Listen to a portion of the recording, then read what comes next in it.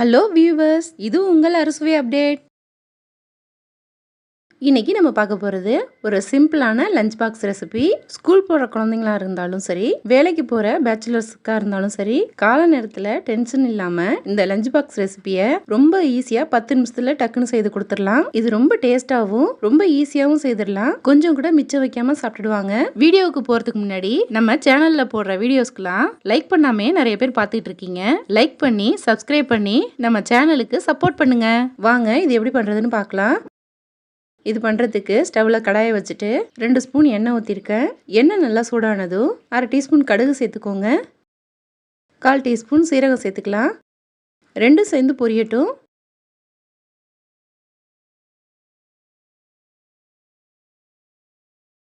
பொரிஞ்சு வந்துடுச்சு. இதில் ஒரு காஞ்ச மிளகாய் சேர்த்துக்கிறேன். சேர்த்துட்டு இதில் சேர்க்குறதுக்கு ஒரு கைப்பிடி வேர்க்கடலை எடுத்திருக்கேன், அதை சேர்த்துக்கிறேன். இது கூடவே கொஞ்சம் முந்திரி பருப்பும் சேர்த்துக்கிறேன். சேர்த்துட்டு ரெண்டையும் சேர்த்து நல்லா வறுத்துக்கணும்.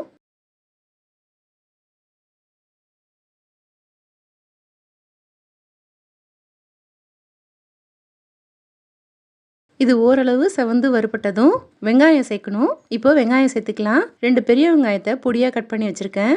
இது கூட சேர்த்துக்கிறேன். இது கூடவே 2 பூண்டு பல்ல பொடியாக கட் பண்ணி வச்சுருக்கேன், அதையும் சேர்த்துக்கிறேன். சேர்த்துட்டு இது நல்லா கலந்து விட்டுடலாம்.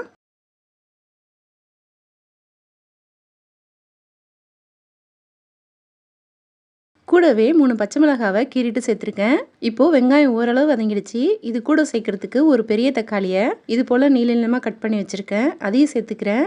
எல்லாத்தையும் சேர்த்துட்டு நல்லா வதக்கி விட்டுக்கணும். இப்போ ரெடி பண்ணுறது 2 பேர் சாப்பிட்லாம்.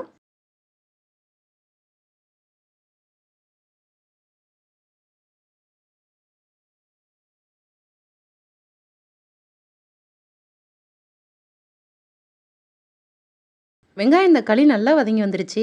இது கூட சேர்க்குறதுக்கு ஒரு கேரட்டை இது போல் நீள நீளமாக கட் பண்ணி வச்சுருக்கேன், அதை சேர்த்துக்கிறேன். கூடவே ஒரு உருளைக்கிழங்கும் இது போலவே கட் பண்ணி வச்சுருக்கேன், அதையும் இது கூடவே போட்டுட்டு நல்லா இதை வதக்கி விட்டுக்கோங்க.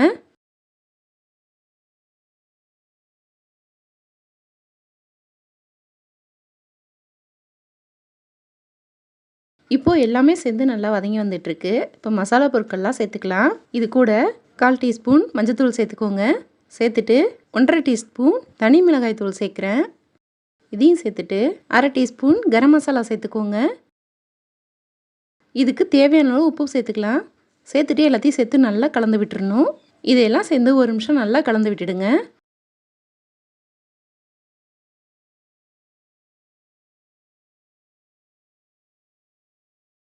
இதோட பச்சை வாசனை போகிறதுக்கு 1 டேபிள் ஸ்பூன் தண்ணி ஊற்றிட்டு நல்லா கலந்து வச்சுருங்க. லோ ஃப்ளேமில் ஒரு 2 நிமிஷம் மூடி வச்சிடலாம்.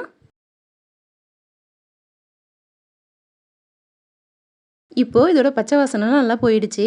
ஒரு முறை கலந்து விட்டுட்டு இப்போது இது கூட முட்டை சேர்க்கணும். நம்ம வதக்கி விட்ட மசாலாவை இது போல் ஓரத்தில் எடுத்து விட்டுட்டு இதுக்கு நடுவில் 2 முட்டையை உடச்சி ஊற்றிக்கிறேன். நீங்கள் முட்டையை தனியாக கூட வறுத்துட்டு இதில் சேர்த்துக்கலாம். நான் இப்படியே வேக வைக்க போகிறேன். முட்டை வேகிறதுக்கு ரொம்ப நேரம் எடுக்காது. அப்படியே இதை கலந்து விட்டுறலாம்.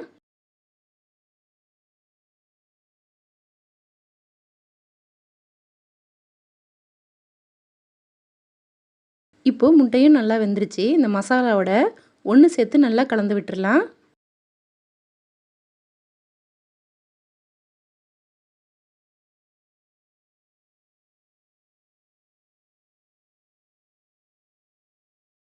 இதை நல்லா மிக்ஸ் பண்ணிட்டேன்.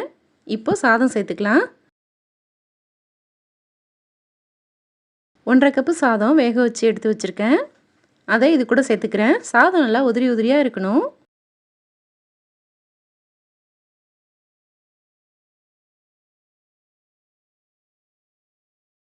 இந்த மசாலாவோட சேர்த்துட்டு நல்லா கலந்து விட்டுடுங்க.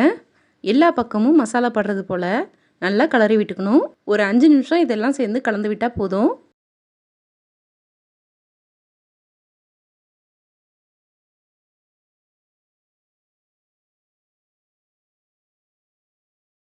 இப்போ பாருங்கள், நல்லா கலந்து விட்டுட்டேன். இது கூட 1 ஸ்பூன் நெய் சேர்த்துக்கிறேன். இது சேர்க்கும் போது நல்ல வாசனையோட உதிரி உதிரியாக சாதம் ரொம்ப நல்லாயிருக்கும். கொஞ்சமாக கருவேப்பிலை இலை சேர்த்துட்டு நல்லா கலந்து விட்டுடலாம். அவ்வளோதான், சூப்பராக தயாராகிடுச்சு. பாருங்கள், ஒரு 10 நிமிஷத்துலேயே நம்ம சூப்பராக லஞ்ச் பாக்ஸ் ரெசிபி ரெடி பண்ணிட்டோம்.